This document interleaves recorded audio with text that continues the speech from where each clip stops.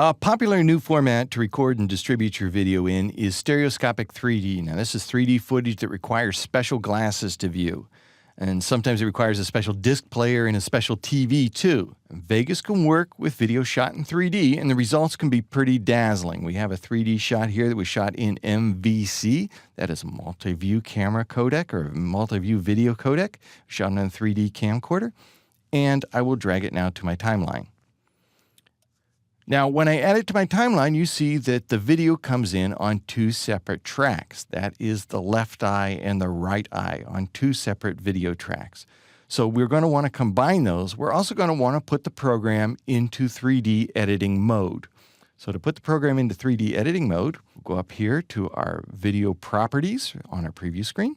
And here about a third of the way down, stereoscopic 3D mode. You can put it in whichever you'd like. I like to work in anaglyphic red cyan, and the reason why is because I could wear my 3D red-blue glasses, and on any computer monitor, I can actually see the 3D, and that allows me to focus it and make sure that it looks right. So I'm actually working in 3D.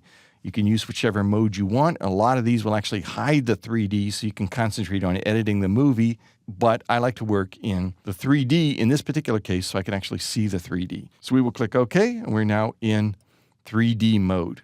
All we have to do is combine these two video tracks, and to do that, I simply select one track, hold down the Shift key, and select the other. Right-click, and select the option to pair as stereoscopic 3D subclip. And you notice that it's going to create a subclip in our project media panel.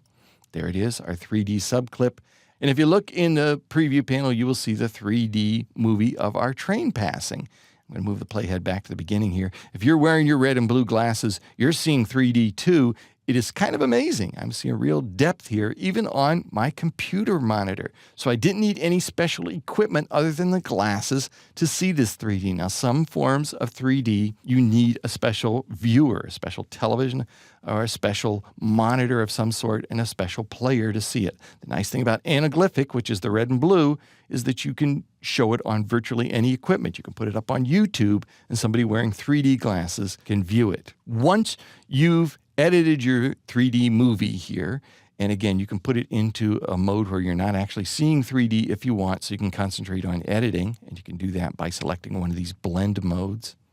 But once you've finished editing it, it's time to outputting. And outputting your 3D, it's real important to choose the right output for it. Like I say, anaglyphic is very nice because you don't need special equipment to see anaglyphic. You'll need to create a template to output your anaglyphic. And to do that, you go to the File menu and select Render As. And if you look under Main Concept AVC, there is an option here for Internet. There they are, a whole bunch of Internet options. And we can select one of these and output anaglyphic 3D. And here's how you select the option for anaglyphic, or how you create a custom template. You select an output and click on the Customized Template button. Once you do that, go to the Project tab. And on the Project tab, select Anaglyphic Red Cyan and click OK.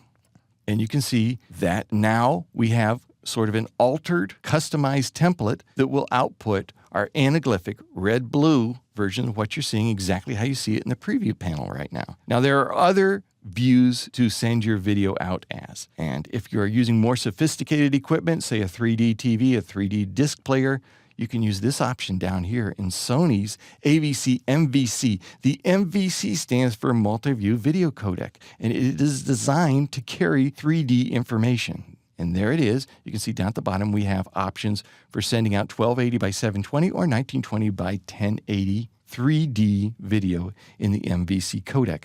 There are other ways to output 3D video, and you can add plugins to the program to do that. These are the most basic ways to do it, and certainly anaglyphic is far and away the most common and easiest way because you don't need special equipment other than the glasses to see it.